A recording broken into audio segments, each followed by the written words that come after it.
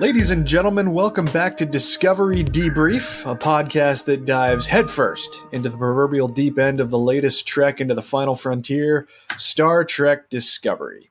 I'm co-host Chris Clow, and I'm joined by our bold panel of Star Trek franchise explorers, including Rachael Clow. Oh, hello. Hello. Zaki Hasan. Hi. And Cicero Holmes. Enduring things that no one thought were possible can be transformative. It really can be. I mean, I think that's what we got from this most recent one. So there's a lot of stuff that's going on here, and it should make for a pretty interesting set of perspectives from this panel. But of course, we're going to ease into our news and episode discussions just by catching up. What have you guys been up to since the last time we got together, Zaki? I've been extremely busy with classes and whatnot. So the only entertainment time I've had is for this week's episode. Oh, well, thank you for making the time. I know that that can be a struggle, but we always appreciate having you. So thank you, sir. Much obliged. Rachel, what have you been up to? I don't know. I was just watching an episode of The Enterprise that I was slowly realizing was the one where Trip gets pregnant. Oh, yes. Yeah.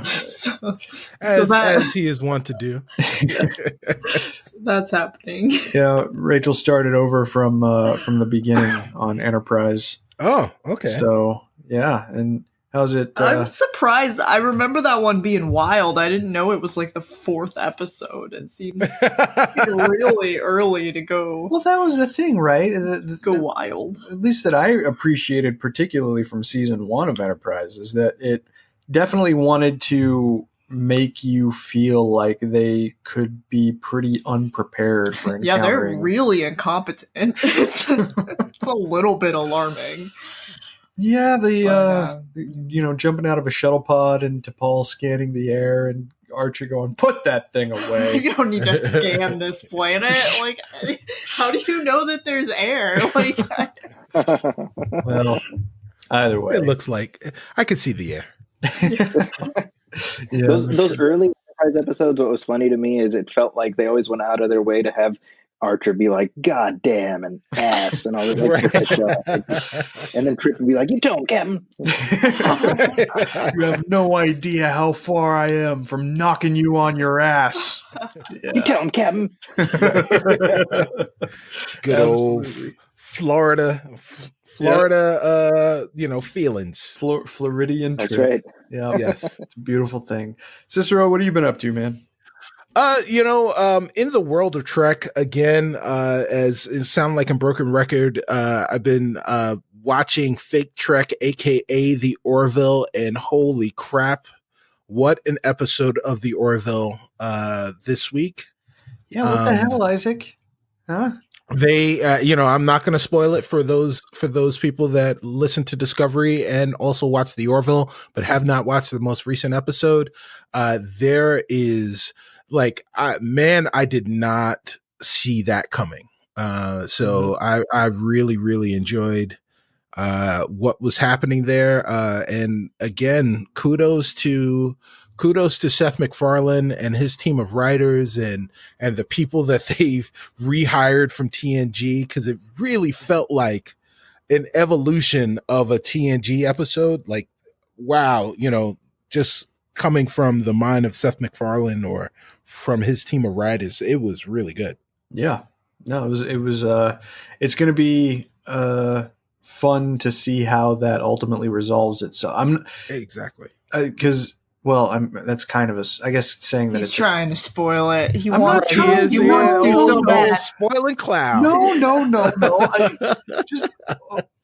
I wanted to ask a question, but I didn't know if the question I was going to ask would constitute a spoiler because. Well, go ahead and ask it, man. This is you are the captain of this. All ship. right. You can also cut it out. That's true. I suppose I could, but is the resolution actually coming this week? Well, I think I would assume yes, or it could be that we are watching the beginning of a Xindi like miniseries like an arc. an arc within this season of the Orville. So I don't think that it's like a mid-season finale or anything like that. No. Because because the season just started in January, February. So right, yeah. For them to take a hiatus now would be a little premature, I would think. Well, it should be either way. It should be pretty fun to watch. Yes, I'm looking forward to that as well. Agreed. I haven't really been up to much except just work. Work. I did make some time to watch Bread and Circuses. I didn't finish it. I didn't go all the way through it, but talking with Dave a couple of weeks ago when he sat in for Zaki and he mentioned Bread and Circuses is just a terrible TOS episode. And he's not really wrong, but I still had a lot of fun watching what I did watch from it. It's not that bad. Yeah, it's a running gag now. We're gonna have to follow that up somehow with masks and acquisition and Bread and Circuses and who knows what else we'd have to bring up and something like that. Shades of Grey. I'm not sure I want to defend that one. I mean, yeah, okay, I can defend it in the annals of clip show history. Okay. It's. Do people hate I'm asking all of you guys because I genuinely don't know. The clown episode of Voyager? So it was, what was funny to me was like, that was the most TOS like Voyager episode throughout the entire series. Mm-hmm. It felt like they stole that set from from TOS. Yeah, it was very colorful. It was very pastel-y. I remember like going either on Wikipedia somewhere where I felt like that episode, or at least the response was that it was very divisive amongst fans. Mm-hmm. And I think weirdly what it did was it ingratiated TOS and TNG fans to the show. So it was bad in a way that it helped to bring fellow Trek fans into watching Voyager. Mm-hmm. So I mean, that was weird. Like they hated it, so they liked it. Yeah, it might warrant a discussion of some kind because that was pretty early on in Voyager's run. Cicero, of course you remember it. Zaki, do you remember the Thaw, the one with Michael McKean as the clown? I have no recollection of that episode. Oh wow, okay. He's not a very traditional looking clown. No, he's not. No, he's kind of creepy. What season was that? 2. That was season 1. Was it season 2? I just pulled up the Memory Alpha page. Yeah, it's season 2, episode 23. Okay, oh, was it that late? I had departed that show at that point. Oh man. Well, yeah, I remember that episode as being like right in the beginning of my like watch of Voyager. Well, I mean, in the scheme of things, it's in the scheme of things, on, it was. But that's that is the beauty of binging, is that like it seriously felt like episode 5 of season 1. So in the scheme of things, it was definitely earlier on in the series, but like all of that stuff just meshes together, the beauty and the curse of binging. Yeah, well said. I think I want to, just to get Zaki's reaction here, I'm going to put a picture of the clown off of his Memory Alpha page in the chat log. Take a look when you get a chance, Zaki. That's the clown as played by Michael McKean. All right, let's see. Well, what is that? That just looks like another Michael Westmore thing, Yeah, it kind of does.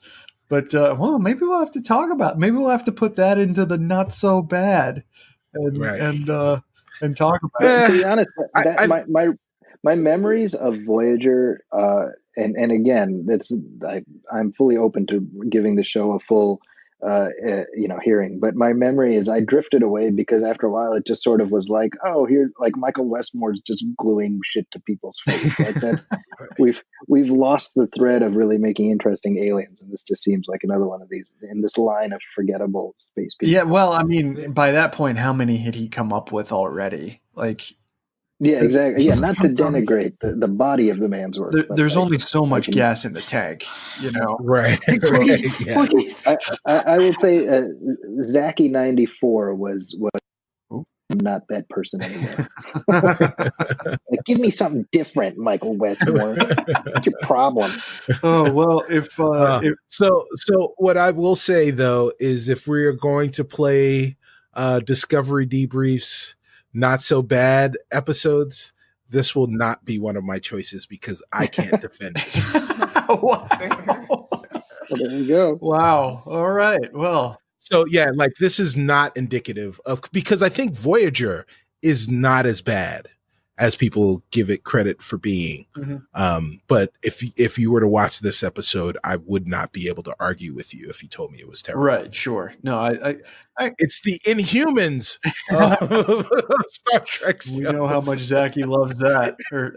Well, Zaki liked it. Cicero, Zaki, yeah. Oh, yeah. No. Yes, I did not mind. You didn't mind it. I wouldn't go so far as liked it, but I found it not particularly objectionable. Inoffensive. Yeah. But yeah. Donald Trump, forgettable. Donald Trump is the Inhuman of presidents. He is. He's. I wish he had lockjaw. Right. Less of him. Maybe he does have lockjaw. Actually, that would explain some of the stuff that comes out of his mouth. Yeah, maybe. Oh man. Well, let's move into happier territory, shall we? So we'll get into debriefs not so bad at some point, but we have a renewal. That's worth celebrating, isn't it? Breaking news. Breaking news. So on the day we're recording this, which is February 27th, Star Trek Discovery has officially been picked up for a third season on CBS All Access. Julie McNamara, Executive Vice President of Original Content at CBS All Access, said, "The massive success of Star Trek Discovery's second season launch exceeded our expectations in both driving subscriber growth and generating a phenomenal response from Star Trek fans. With Alex Kurtzman and, this is also part of the news, a new co-showrunner, Michelle Paradise, at the helm, we look forward to continuing Star Trek Discovery's journey, growing the Star Trek franchise on CBS All Access, and bringing fans new Star Trek stories for many years to come." Maybe she should have chosen her words at the end there a little bit more specifically, because I think this is just a single season pickup. Right. But Michelle Paradise, she's not a name that I'm familiar with, but she was a writer-producer, and she's joining Alex Kurtzman as a co-showrunner. No details as of yet on when the production on the third season is going to start, but what do you guys make of this? Rachel, is this a good solid pickup? You happy for more Discovery? I'm mad. Some people are, I'm sure. I'm not. Yeah, I was a little bit worried that it hadn't been picked up already, so I'm glad that that it was. I was starting to get a little bit like, why aren't they picking it up? Is it not doing very well? Maybe they actually see how it's doing, like with their own internal metrics before they give the green light again. I don't know. It's interesting. Yeah. I don't know. Zaki, season 3, is season 2 shaping up okay for you so far? Are you happy to see this? Season 2 has been for me, a big improvement from season 1, and I liked season 1 already, so I definitely like the trajectory of the show. It never occurred to me that the show wouldn't get picked up. I mean, CBS has invested so much in sort of making, Star Trek and CBS All Access synonymous, that they're gonna try to play that thread out as much as they can. But the one thought that I had was, while I am happy to see the renewal, I am a little bit sad that we will very likely never again get these 100+ episodes runs of a Star Trek show. Mm-hmm. Thanks to these shortened seasons. It's like, I mean, let's assume this one lasts 5 seasons, maybe 7. It'll be 60 episodes, 70 episodes, something like that. And I'm like, it's cool. I'm glad it's lasting, but it's like, it makes me nostalgic for those like 26 episode seasons that we used to get. We were spoiled rotten. Yeah. Yeah, I totally agree. I mean, yeah, if Discovery, plays itself out in the natural course of time, then you make a good point. It could very well not even reach the episode count of TOS, which is a pretty weird thing to think about. Yeah. But you guys are going to be red in the face after season 11. When it's Oh, we will see. We will see. Cicero, what do you think of the pickup? How does this news strike you?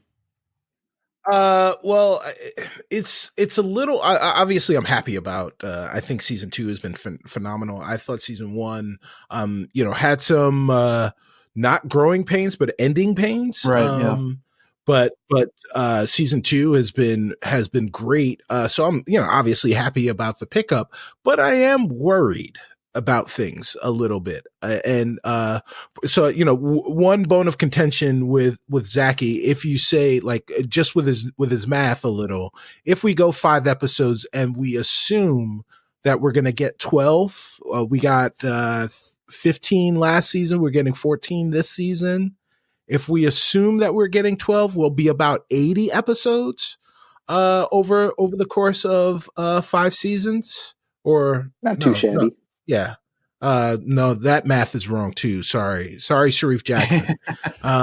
If we go right, if we go 70 episodes, we'll be in the mid 80s. But the thing that I will point out to you is that syndication is a metric from a bygone era. Syndication denoted success for sitcoms, for all shows in the age of broadcast and even early basic cable television. In the world of streaming, and you have a show that is streaming only, syndication means nothing. Sure. Because as long as the service survives, you assume that the show will also be there. So so it still has the same ability to gain new fans and new supporters through the service. I mean, one presumes that CBS wants to purpose this series outside of just CBS All-Access. I'm sure stripping it for syndication is part of the agenda at some point. Yeah, maybe. I don't know. I wonder if that's really a thing. I mean, because go ahead. Sometimes with Star Trek, you never know. Like, I think under typical circumstance, I don't know. I just have such little faith in CBS to properly leverage the Star Trek franchise, because I know that part of the reason that they went through the effort for remastering and restoring the Next Generation was so that they could sell it to HD TV networks. It wasn't just to release it on Blu-ray, but obviously this is anecdotal, but I can't really think of too many other instances where I might have access to cable and see an actual HD broadcast of the Next Generation. But there are streaming services in other parts of the world, even, and other networks and things that take advantage of it that way. But with Discovery, it's the only other place I've seen it digitally distributed, besides Netflix in some other parts of the world. I know that they're selling the season digitally on Vudu, I think. Right. Sure. But yeah, it's anyone's guess. But I think Zaki's definitely onto something in that should be part of the equation, if not in the near future, then sometime down the line when Discovery becomes legacy content. Yeah, I question that. I mean, obviously, if someone wants to buy a thing that you have, then you sell that thing to them. But I really question whether or not that's in the plans. And I just want to make this point, Rachel. I know you have something, but it's the thing that worries me the most about this is this kind of month-to-month lease that they seem to be giving Discovery by just just greenlighting season 3 and renewing it for season 3 on the heels of the 17,000 Star Trek shows that they're trying to produce on this service, to say that, it took 6 episodes in of your second season for the flagship show on this service to be renewed just for the next season. Even though, like they said, it exceeded their expectations in terms of the viewership and the connect rate. It really worries me about how they're positioning themselves with Trek, and how they're positioning themselves specifically with the flagship version, that they're one piece of true original content that they're producing. Yeah. Has there ever been a complete streaming show that has been sold to cable? No. And for syndication? No, but there aren't most of those streaming shows haven't run long enough for you to sit back and say that should be a thing. The closest we've gotten to that is some HBO shows, right? Yeah, have gone to syndication, right? But obviously heavily censored, but nonetheless they have gone to syndication. But none of the streaming. Yeah, Sex and the City and syndication is just garbage. It's like like half of it is just called the And the City. There was a Mad TV sketch where they put The Sopranos in syndication on PAX TV. On PAX TV, right? And it was like 5 minutes long. I think I remember that. It's like, what the and then it just cut to some other the gabagool. Oh man. Well, I mean, just in answer to Rachel's question, Netflix is in the process of trying to find a off Netflix home for House of Cards. So that's a show that will potentially be so there, and when you think about it, I mean, streaming original series, that's a phenomenon that's less than 10 years old. So it is something that is pretty much inevitable. We're going to start to see streaming originals get sold into syndication. All right. Well, I while I disagree, I will bow down to the level of expertise that you obviously have. So, well, there are like 700 channels on cable still, and they have to fill 24 hours of content. So, right, CSI CSI and cops. Eventually, people get sick of CSI and cops. Right. And what are those guys? Impractical Jokers. Oh, yeah. Oh, geez. Now, I love that show. I do too. I don't know why, but yes. Well, let's steer it back to Star Trek. Oh, well, no, but I think all those points are well taken. And obviously we're thrilled that we're going to have another season of Star Trek Discovery to look forward to, in addition to other stuff that, honestly, I mean, CBS All Access seems like it's shaping up. We might have to convene a special episode in early April to talk about how the Twilight Zone lands in the beginning. Sure. That might be kind of fun. But let's... Yeah, absolutely. Let's move along to our discussion for Star Trek Discovery Season 2, Episode 6, The Sounds of Thunder.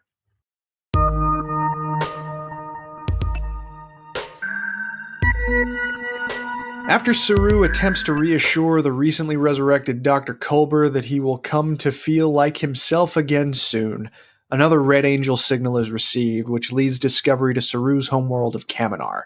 Tyler informs Captain Pike and Burnham that Section 31 believes the signals have an element of time travel involved and urges extreme caution as Saru and Burnham prepare to beam down to the surface of Kaminar, Saru's homeworld. I wanted to get this kind of out of the gate because time travel, now that it's being introduced into the fabric of Discovery, obviously there is a long lineage of time travel stories across the Star Trek franchise. Some effective ones, some not so effective ones, but some of the best stories that the franchise has produced often fall into time travel. And obviously, it's way too early to tell if, first of all, we don't know how it's going to interact with this show, but it's also far too early to tell if it's going to impact it a lot or if it's going to actually reach the critical highs of some of the other stuff. But what do you guys think about adding the time travel element? I've seen some Star Trek conspiracy theorists say that this is some kind of larger hint at a new alternate reality and that Discovery is never in continuity because it's an alternate reality again. And I think that's pretty far-fetched. But are there any indications to you guys about how a time travel thread could end up playing out with this? And is this something that excites you or not? Rachel. So it's not Riker in his Anbojitsu suit. The Red Angel. That was red, yeah. What do I think it is? Well, how does it strike you? Do you like the idea of time travel being a part of this? That's the I don't broader dislike it. Okay. I wouldn't say it excites me particularly because it's all. I think whenever time travel is involved, you get the situation where you have to be like, I'm not going to think about it too much because if I think about it too much, it doesn't make sense anymore. Mm-hmm. So that's kind of usually a minus for me. But it doesn't bother me, and I don't think there's going to be like another alternate universe or whatever happening. Yeah.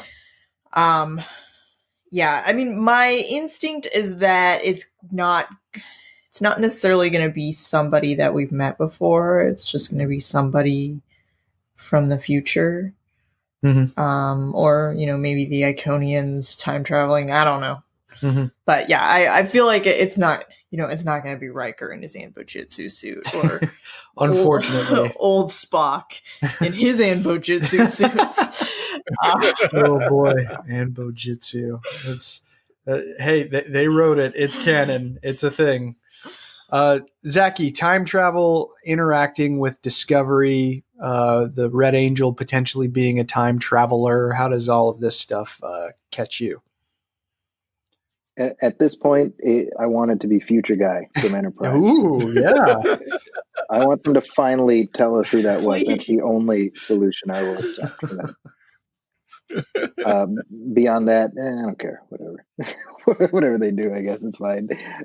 Star Trek and time travel go together like peas and carrots. So you knew it was inevitable that it would weave its time traveling tendrils into this show. Mm-hmm. So I'm intrigued. I'm always intrigued. All right, great. Cicero, time travel, does that excite you, or are you just kind of rolling your eyes at another Trek trope, or what do you think? Man, so I hope they're not like Beats, or maybe I hope they are like Beats.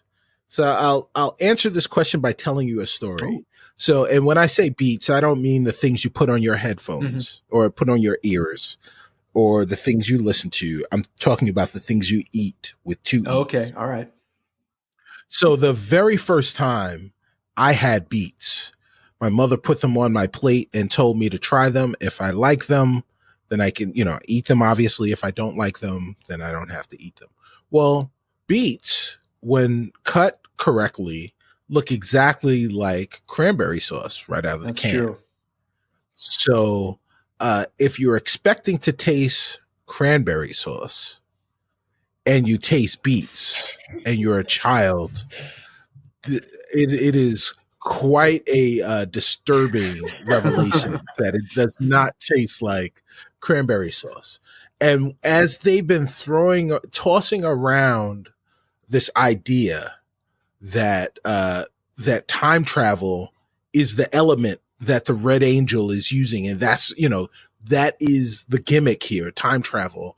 I rolled my eyes really hard. I didn't want every season of Discovery to be some kind of goofy gimmick. Last season, it was the Mirror Universe. I thought there were parts of that were done really well, but as Zaki had argued correctly, I think they spent a little too much time there.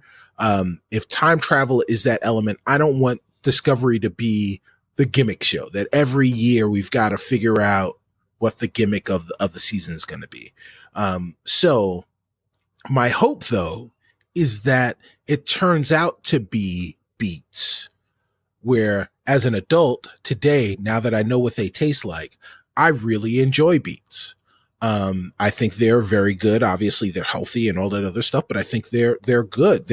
I've developed a taste for them, and I'm hoping that if it is time travel, that the writers help me to develop a taste for the specific type of time travel that they are going to put on my discovery plate.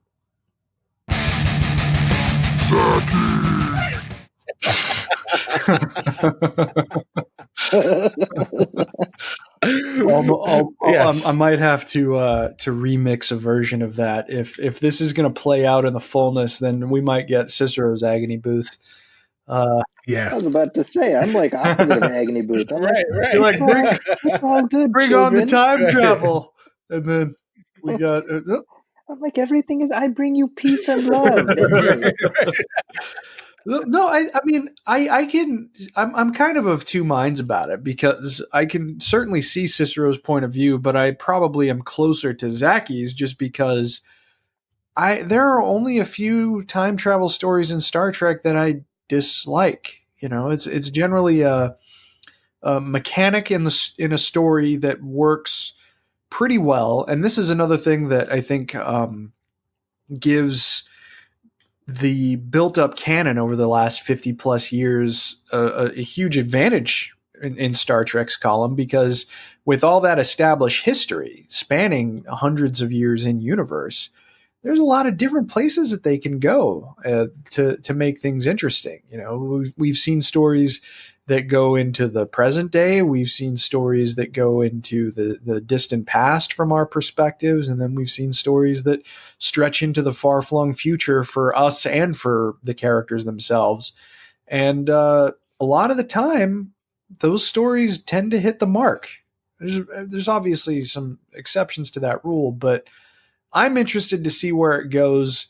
The only thing that I think would make me roll my eyes like Cicero is if it takes...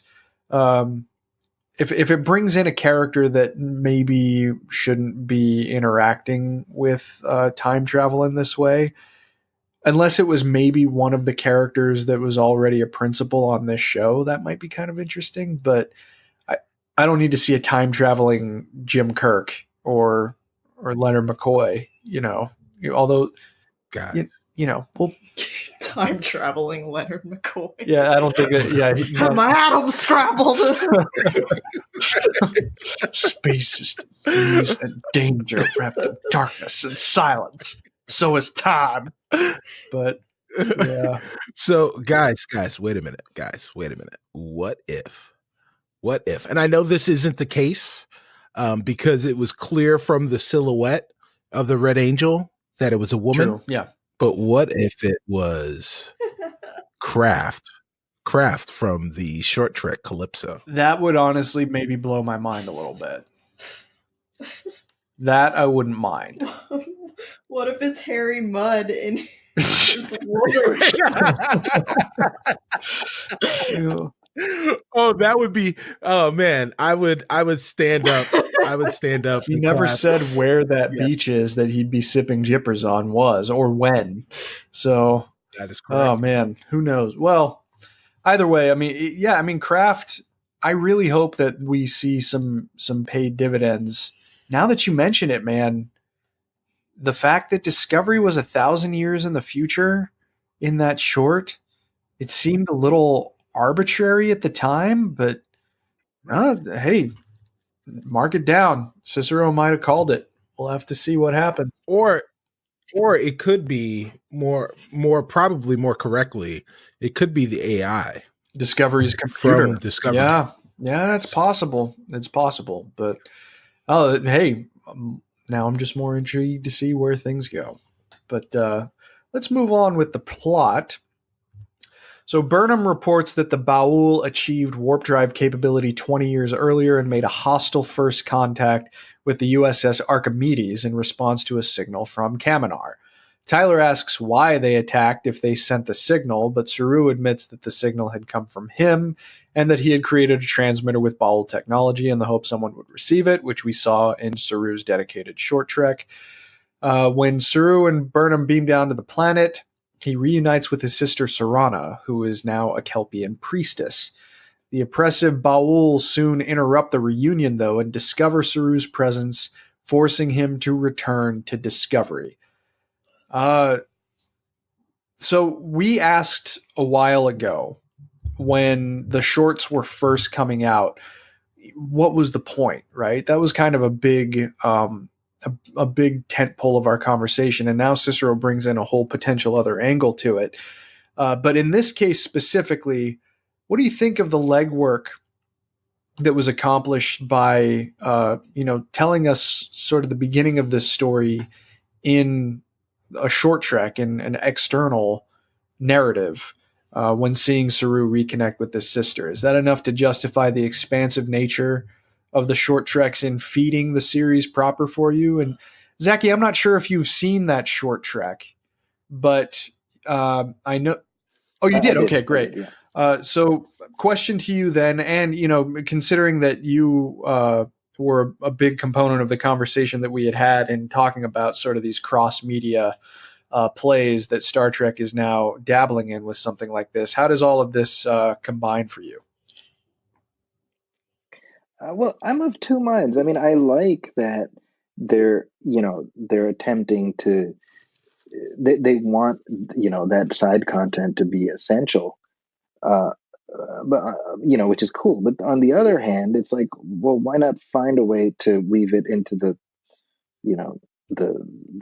episodes as a whole? So it's, I don't know, I didn't watch that episode until after seeing this, right? Because I was like, I need to do some homework, and I have to imagine a lot of other people are probably going to be in that same boat.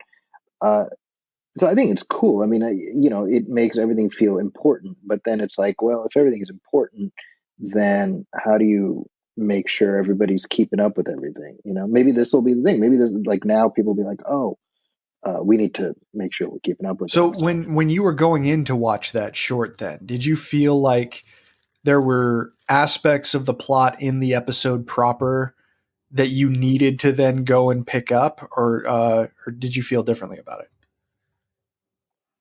I was a little like, I was like, did I miss something? There was a little bit of that, and then I got online and there was like, oh, it's tied in with that episode. So I was like, oh, okay, let me, so I had to sort of catch up. And again, I think it's cool. I like the idea of making those short treks feel more crucial, because that was my beef with whatever the first one was. I can't remember what it's about, because just that felt like a webisode or something. And so I like that it's like, no, this is going to matter. I wonder if there's a way to make it feel less like homework. Sure. I think that's a fair perspective. Rachel, how do you feel about that? Does all of this stuff come together for you in your emotional journey of watching them reconnect? Yeah, I mean, I think that I was really excited and happy that something from the shorts was coming in. I think that while we were watching it, I did have the thought that if you hadn't seen the short, they were going through a lot of facts pretty quickly that may have been a little bit confusing. Sure. And so I'm not surprised that Zaki got the feeling that, like, hey, I missed something. Mm-hmm. And I mean, I don't know. I think I'd like the shorts a little bit better if they were like bonus, not required viewing. Which is kind of how they were initially sold to us as bonuses instead of. And I feel like in this episode, it kind of veered into the required viewing, or like required viewing to get the full kind of experience. Mm-hmm. So I don't know how I feel about that. Kind of okay. Yeah. Like, if that's what you're gonna do, that's what you're gonna do. But yeah. All right. Cicero, how does all of this come together for you? Because you've pretty much felt like every short trek was better than the last one. Right. So now that you see this material sort of bear fruit in the actual series, a question that we all weren't quite sure how to answer when they were coming out. Did the experiment work for you, or do you think it might have the potential to feel like homework, like Zaki and Rachel are saying? Well, so I think if we guys remember correctly, while we were talking about the short tracks, especially when we were talking about the very first one, that one of the things that I said that I was looking for was some insight into the characters, some extra bit of information that I could take with me into season 2. And while Zaki called it homework, I would disagree a little. I would say that it wasn't necessarily homework, but maybe extra credit. And that, and obviously Zaki will have a different understanding of it because, you can't unknow the things that you know. And because we watched those short treks already, I can't tell you whether or not my perspective about, I know inherently that I have a much richer perspective about the things that, transpired during the course of this episode, especially with regards to the relationship between Saru and his sister, with Saru and Sarana, than Zaki would have, having not seen that short trek prior to seeing the episode. But I don't know. I can't answer for myself if that would have been an impediment to my ability to enjoy the episode as a whole. Zaki has already said that he felt like he was missing something. And the answer to that is unequivocally yes, because because Saru's short trek tied directly in, and they used like 45 seconds worth of footage directly from the short trek, to kind of give the exposition of everything that transpired during that particular episode to, give to the viewer who hadn't watched it, so that they had an understanding of it. But the question is not whether or not it was incomplete, but whether or not you understood it enough to enjoy the episode. And I can't answer that. Only Zaki can, amongst us. But I just felt like it was extra credit. And it came together for you emotionally? Yes. I think last week I talked a lot about that Saru would go back to Kandahar and try to be Moses, and he would be rejected. And I think that he was rejected at least a little bit, but not in the way that I had suspected. I talked a lot about the Baul and thinking that the Baul and the was just basically a Kelpien that had evolved, that gone through Kelpian puberty. That turns out not necessarily to be the case. We'll get to that. Yeah. But those things, I was still in my own headcanon trying to hope that they weren't using the stories that I wrote in my head and that they were better writers than I was. So for the most part, I think they were. So I was happy. That's always the issue with anything you're really looking forward to. You always write your own script, and then you compare what actually happened with what was in your head going in, and hope that what they came up with is better. But I thought that the emotion, particularly in the reconnection between Saru and Sarana, was it was good. I'm glad that I saw the short before I saw the episode, because then, it's just like emotional accumulation, right? You have the preconceived notions. Family is such an important part of this season overall. And I like that we're sort of getting to see a lot of different angles to that pretty core concept. So I was happy with it, just speaking for myself. But let's move along a little bit. So the Baul demand that Captain Pike surrender Saru. Pike refuses, but Saru ends up giving himself up to prevent a battle. Saru and Sarana, taken to a secret Baul citadel, are confronted by one of the Baul. Using information from the sphere, which we saw in an Abel for Karen, Tilly and Lieutenant Commander Ariam discover that Kelpiens were once Kaminar's dominant prey species and nearly wiped out by the Bowel 2,300 years ago. So the oppressors became the oppressees, and the balance of power was completely upset. Before the question that you guys do see on the outlines in front of you, first thing I want to ask you guys that just kind of pops into my head, I feel like we need to talk about it. How crazy do the Bowel look? How crazy do they sound? Because honestly, I can probably count on one hand, maybe just on a couple of fingers, the amount of times that Star Trek has actually unsettled me. And the first time that immediately comes to my mind, I was like 8 years old. So I'm not really sure how much that counts. But when the Bowel hail Discovery, and when they're talking through the PA system, and then of course, when we actually do get to see what one of them looks like, I found the design, the sound, even their spacecraft genuinely unsettling. What did you guys think of the design of the Bowel, Zaki? Well, it beats people with like crap glued to their face. So. AKA all of Star Trek, really right? Yeah, exactly. What it felt like? It reminded me of, it was like, Stranger Things. Yeah, there's a little bit of that, and it also reminded me of Artemis. Yeah, from but like with money and not Metamucil and printer toner. Yeah, exactly.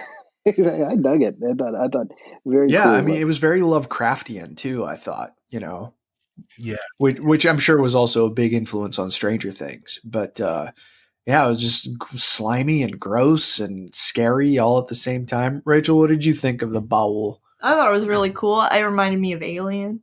Oh yeah, I can see that. It was drooly and gooey and stuff. I don't know. I kind of wanted to see more, but they also showed a lot of restraint, having it just kind of be there for a little while and then go away. Maybe it was expensive, but yeah, sure. Like, it was cool because it was scary. Mm-hmm. Yeah. Well, and Cicero, I know that you were excited to see them. Did this meet your expectations? I feel like we haven't seen the Bowel yet. What do you mean by that? It's a hologram. Well, not necessarily a hologram, but I think that hologram. So now that we know the quote unquote truth about politics, cultural and species politics on Kandahar. Was it Kaminar or Kandahar? Yeah, Kaminar. Yeah, I get it right one day. It makes sense to me that the Ba'ul would do whatever they could to make themselves seem more intimidating than they actually are. Oh, okay.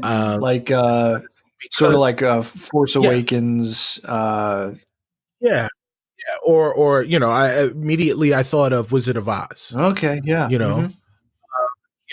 They're the men behind the curtains, because again, now obviously once I got to redeem myself, and without using just a Star Wars reference, like Balok's puppet. Let's go with that.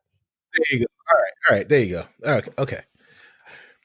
But post-pubescent Saru obviously was very strong, and he's got the spikes, and he does all the things.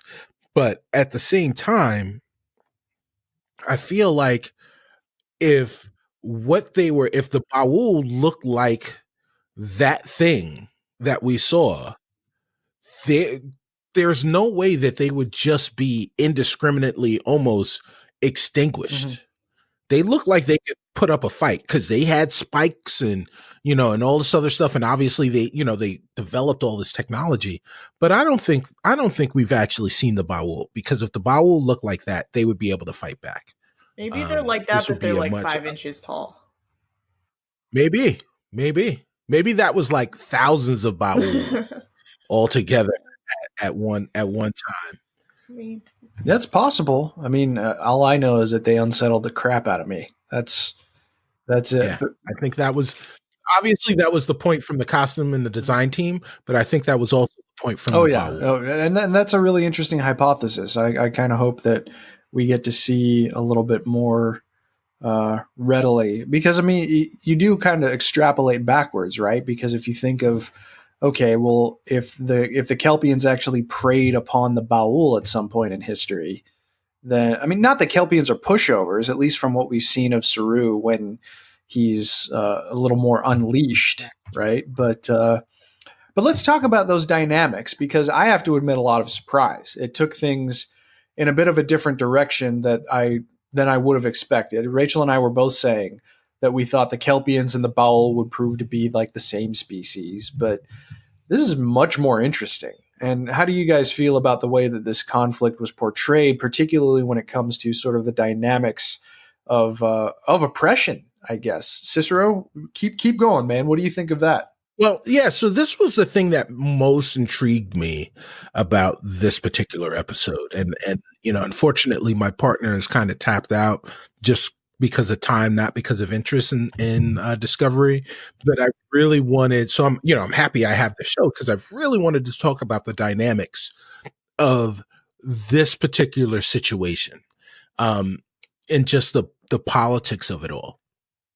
Because the Baul were facing extinction from the primitive Kelpiens, who just, who basically just followed their instincts, and preyed on this species, and they figured out a way to save themselves. And in order to continue their preservation, the only thing the thing that they thought that they had to do was to oppress their oppressor. And I can understand that, and it's only honestly, it's only because Saru is a character that we are supposed to know and love, that I think our perspectives about the Baul are prejudiced so much. Had we seen if Saru was actually a Baul, and we came back to the planet that begins with K and sounds like Mandahar, I think that our perspectives about the exact same situation would be dramatically different. Where we could be having a conversation with Saru the Baul that is, yeah, we understand why you did it, but do you understand why maybe you should change that going forward? And how you deal with the Kelpiens as a species now that you guys are at this point in your evolution, both physically, physiologically, and technologically. I hope we revisit this, because philosophically to me, there's a lot of meat on it. Oh, sure. And I think it also goes back to the question too, because the Baul, they clearly harbor a ton of resentment towards the Kelpiens for who knows what. They never went into detail about that, but the Kelpiens genocide. Well, yeah, but I mean, we know more specifically about how the Baul have been repressing the Kelpiens since the tables were turned, and obviously the resentment there, it feeds a vicious cycle on both ends. Now that the Kelpiens are starting to become more aware of who they were, does that come with a level of understanding that could lead to some kind of a beneficial coexistence, if they can actually let bygones be bygones, or are the wounds too fresh on one side to prevent that from happening? I honestly don't know. I think it's a difficult question.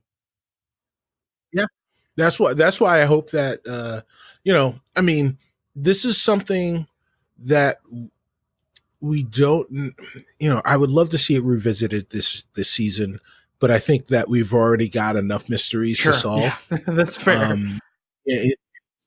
But I think leaving this open-ended gives us an opportunity to revisit it in season 3 and beyond. Yeah, very well said. Rachel, what do you think of the way that this dynamic is? Because I know that you were just about as surprised as I was, probably, that this is the direction they were going to go. Is this how does this conflict in this sort of cycle of oppression strike you? Yeah, I thought it was really interesting. I thought like there would be more, I guess, resistance from the Kelpiens. I think they didn't really dive into any of the sort of philosophical aspects of it. And the idea that now Kaminar has been plunged into chaos. And the Kelpiens didn't really seem to have any feelings about that. Like they were confused, but I don't know, would they long for how things were before, or they happy for their freedom? I don't really know. There's also sort of the aspect of the Baul having been sort of oppressed into becoming evil or whatever, that they're not, that they're not evil, they're just traumatized. Mm-hmm. So I think that's an interesting dynamic. But none of it was really explored, is the thing, as they just sort of set it up and then like liberated the Kelpiens and then we're like, yay. And I feel like, well, Pike wasn't like yay though. He seemed, I think he was uncomfortable because like he's like, I don't know if this is like within General Order 1, like everything I'm doing. I feel like his arm was kind of twisted into this whole situation. It kind of felt like it. Yeah, like he was like, I don't know about this. So that's how I was reading his discomfort. I hope that they revisit it and kind of actually do some sort of delving into these concepts. Mm-hmm. I think they just set them up without really taking any kind of stance position. Or you don't have to take a stance. They didn't really ask a question, a question, right? Mm-hmm. Like I think a lot of these kinds of Star Trek episodes that have some sort of like moral quandary is just like, was this the right thing to do? Yeah. And I don't think that this episode really asked a question. I think it just was like, yes, good, they're liberated. And I think the question came from me, like, well, is that like, is that good? Like they were kind of liberated against their will. I don't know. Mm-hmm. So yeah, I hope it's revisited. Zaki, what do you think about that? Was this concept sufficiently explored? Do you think that it was intentional that they maybe didn't explore it as sufficiently as they could have? And what do you think of the idea of the setup of the cycle of oppression itself? Well, that's very compelling, and it's very Trekian, in that it's using this alien civilization to make, sort of a broader observation about human nature. And in terms of the resolution, that too felt very Trekian, where that's sort of a Trek trope. Like we just at the end we're like, all right, done, moving on. However, I do think the resolution or the way the plot unfolded does broaden the point that I made a couple weeks ago about the inherent friction you have when you have a series where it's a Star Trek show, but the main character is not the captain, and we see that really illustrated here, where Pike is sort of like a passenger in this decision, which is really, Burnham and Saru are the ones who are, driving the plot, understandably, because Pike is a glorified guest star in this season, and so that's. And I'm not saying that that's a good thing or a bad thing, but I do, that's been interesting for me to watch, where the ways in which Pike is given agency and the way in which he is not. That's fair. Yeah. And, ultimately, and I think I alluded to this when we were talking about this briefly, when we were getting ready to watch this episode, is this the kind of, or is there a kind of question like this that has been a thorn across the side of human history, would it be more or less conscious for Star Trek to come in and fix that problem? And usually, more often than not, the position that I take is that it's more conscious to leave it hanging, because these are the kinds of things that aren't. I mean, it was the same kind of philosophy that, and I know I'm crossing the streams again, but DC Comics during World War II sent a bunch of comic book covers of Superman pounding the crap out of Hitler and Hirohito, but the stories themselves really never touched on the war. Why? Because it would be disingenuous to show soldiers that Superman could just solve the conflict that you are potentially willing to lay down your life for. It's disingenuous. And systemic oppression and a recycled kind of oppression is complex enough that, Star Trek's not just going to be able to come in and solve it with simplicity, because that's not how those kinds of problems work. But I think Rachel does have a point in that it wasn't explored significantly enough to necessarily set up that moral quandary definitively as we understand it. And there's a lot of other factors that surround this concerning the decisions that were made by members of the crew, and what this could actually mean for the planet itself. Is this a good choice? Is this a bad choice? So I agree with Cicero that I hope that this is something that gets revisited, because there's potentially some really valuable and potent storytelling material here. But I'm not going to say that it didn't make me turn my head, because it absolutely did. Like, I hope that this is the prologue to something that we see a little bit more specifically. And, Saru's the only Kelpien in Starfleet right now. So who knows where things could go and how Kelpiens could be interacting with the Star Trek universe going forward. Although I still haven't seen a Denobulan on Discovery, and I want to. Come on, man. Give me at least one. But let's wrap up the plot here so that we can move on to the last discussion question. So Pike piggybacks the Ba'ul oversight technology and triggers Vaharai in all Kelpiens. And in retaliation, the Ba'ul activate the network of village pylons, which are all just weapons, to wipe out the race. Before Discovery can actually stop the Ba'ul, though, the Red Angel appears and renders all of the Ba'ul technology inoperative. Sarana pledges to help her people find a peaceful new balance with the Ba'ul.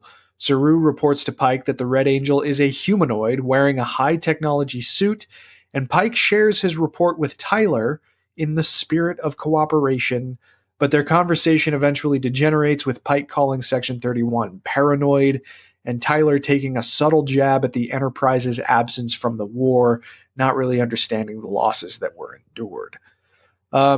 So how satisfied were you guys with the way that this episode ended? Because it seems like just this one has thrown a lot of irons into the fire. We've got time travel, the Red Angel potentially being a time traveler, but having some sort of technological edge.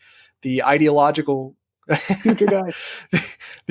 The ideological conflict between Starfleet and Section 31 is a little bit more overt now after this episode. But with all of these irons in the fire sort of combining and coalescing into the way that this episode ended, what do you make of the way that this one shaped up specifically and the larger implications on the season going forward?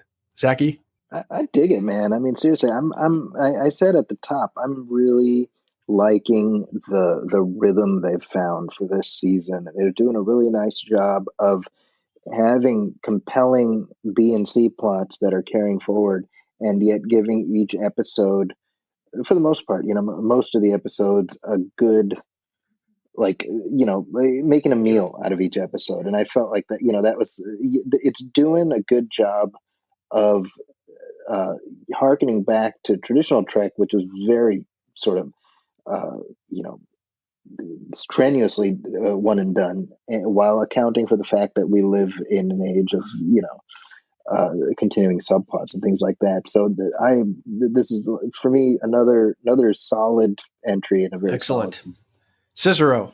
Yeah, man, I was again really satisfied. I think the writers do a phenomenal job with dialogue in this show, and they do a better job with dialogue for recurring characters. the more time we have with the characters, the more in depth they become, the more painful the jabs are when the jabs are thrown. And they're not even jabs, they're to borrow a boxing metaphor, they're hooks. They're hooks to the body.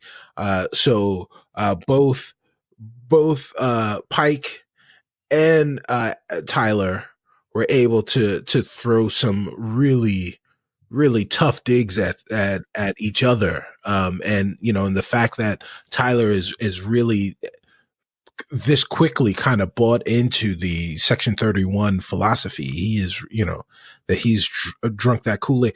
It so quickly doesn't seem weird. It makes sense. Totally does. I agree. And like the fact that he's able to justify the things that they do really works well. And I'm really looking forward to this antagonistic relationship between Pike and Tyler. This season is great. Agreed. Great. Oh geez. Hold on one second. We lost our headphone. How did that happen? Okay, there we go. Me. It got wrapped up in my cocoon of blankets. Okay. Section 31. Rachel, they don't want you to know what I think. No, I really like this episode. I know I kind of was digging at it a little bit, but I know I had complained about pacing issues earlier in the season, and this episode and the last episode I think resolved those for me. Like I think that they were much more focused and had I didn't feel like whiplash from going too fast. I don't know at what point that the series changed showrunners. Maybe it was at that point. I don't know. It's possible. Or if that even makes a difference on camera. I don't know. I don't really know what a showrunner does, but but yeah, like I think that it seems to be just getting better and better with every episode, and is really enjoyable. So I'm really happy. Yeah, I'm inclined to agree. I mean, the way that these things are sort of coalescing, particularly by introducing Section 31, I wasn't totally sold in the way that they were brought on in season 2 through Giorgio, but I agree with you guys. I mean, Tyler is the perfect character to tie into this agency, this shadow organization, and seeing that conflict play out in a more overt way than we've probably seen, considering Section 31's other relatively limited appearances across the franchise. We saw it a little bit in Enterprise, where I forget what the Section 31 ops name was, but Captain Archer actually talked to him, and you got to see them butt heads a little bit. But this seems a little deeper than that exploitation was. And yeah, the fact that Tyler has sort of found a new calling is intriguing for that character, but you also have to wonder if it's just going to all come crashing down because of exactly who he's thrown in with. And I love how Pike and Leland are kind of mirrors of each other in a way, because clearly they know each other, but they also have very different philosophies on what they want to see done, even if what they want to see happen is the same. And I find that really intriguing. So hopefully that's a thread that they can carry over into the actual Section 31 show as well. But I honestly don't know what to make of the Red Angel. I need more information, and I know that we're going to be getting more as the weeks go on. Doesn't look like there is going to be any break in this season at all. It's going to be straight through into April when season 2 ultimately does bow out. So it'll be pretty much full speed ahead from here. But I think that's going to do it for episode 37 of Discovery Debrief. Anybody have anything to add before I take us out? Who do you guys think the Red Angel is? I know, Chris, you just said you really don't have an idea, but Rachel, do you have a guess as to who the Red Angel is, or what? I don't. I have no idea. What if it's Jean-Luc Picard? Synergy across CBS All Access. Right. That is the Picard show. Is him flying around changing history. I have to put on my fake hips. Let me just put this out there. I think the real Red Angel is the friend you make along the way. Well said. But Zaki, do you have a guess as to who the Red Angel is? I have no serious guess. My joke guess still stands, Okay. but I couldn't begin to guess. Yeah. Is that Sidewalk still? Yeah, yes. Is that the ghost? Yes. Sexy Sidewalk. Sidewalk in Harry Mudd's lady suit.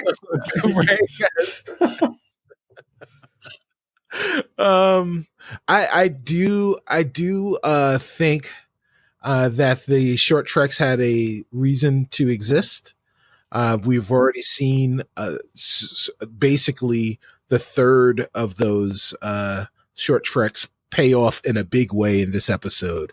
I think that one of Calypso's stars may play a big part in who the Red Angel is.